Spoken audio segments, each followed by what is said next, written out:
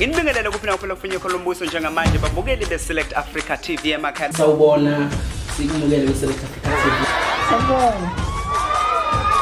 Select Africa TV. We we. Our King Nuwas with Select Africa TV and we are subscribed by bafowethu Hlezo Sibuka njengoba ngiphathele insizwa nje. Ngiyangithanda kakhulu babukele emakhaya ngiqhubeke njalo nje ngokubuka amavideo yami.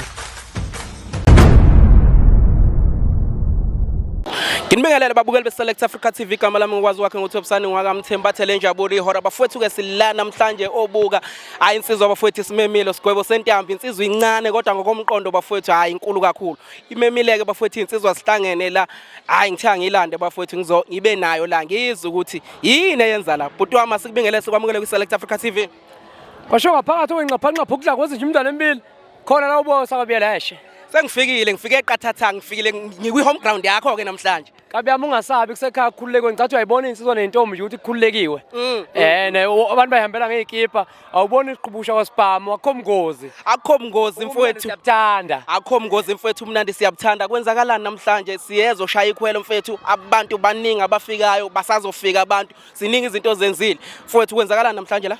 Bhuti wami ngicela ukubonga kakhulu nje ithuba ngibonge umkhulu Dr Khehlelezi ngibonge bonke abafake isandla ngibonga kakhulu uMasipala waseMthonjana nokuMasipala wami ngiyobona nje kunjena uMasipala waseMthonjaneni ungaphansi kweqembu iFP hayi ukuthi ngalokho ngiyakhankasa kodwa kumele sibabonge mabenze kahle mabengenzanga kahle siyalwa nabo so mfowethu ngoba sila namhlanje ngicabanga ukuthi bengifuna ukubonisa abantu usigwebo abantu babona ngumuntu osondele kubantu ngathi manje ngumuntu ongabalekile noma mhlambe umculo osezingeni elingekho right bengifuna ukubakho ukuthi ngiyakwazi mina ukubenzela into enhle abantu bangakithi noma ngangabi nayo imoto enkulu noma ngangabi nakho lokho abakubona kwabanye kodwa ngiyakwazi mina ukubajabulisa bona mfowethu usayibeka ukuthi uyakwazi ukubajabulisa amandla angaka ngiyezwa ukuthi IFP kukhona yini okunye okwenzayo ngaphandle kwalokho mfowethu ekuthenini ukwazi ukuthi lo mcimbi njengoba umngaka nje.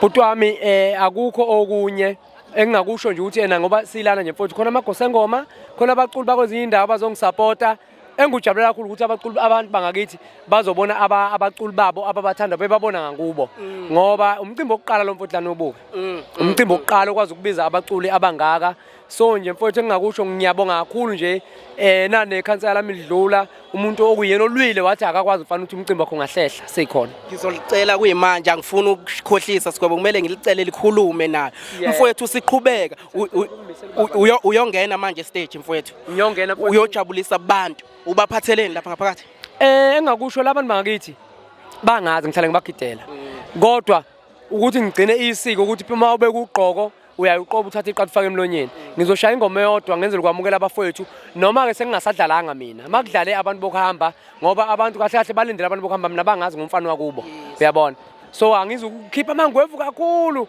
ebantwini bangakithi mabe ngidinga abazi bahlale bengithola sonke isikhathi abangifuna ngaso into ebalekile abantu bokuhamba njengamanje mfowethu kusesemnandi kusejabule ake sikudedele mfowethu ake sithole nangu ubaba engicabanga ukuthi ubaba uZwane engicabanga ukuthi omunye umuntu enibambisene naye kakhulu. Yebo ngiyabonga mfowethu. Select Africa TV and we are subscribed by bafowethu Hlezo Sibuka njengoba ngiphathele insizwa nje.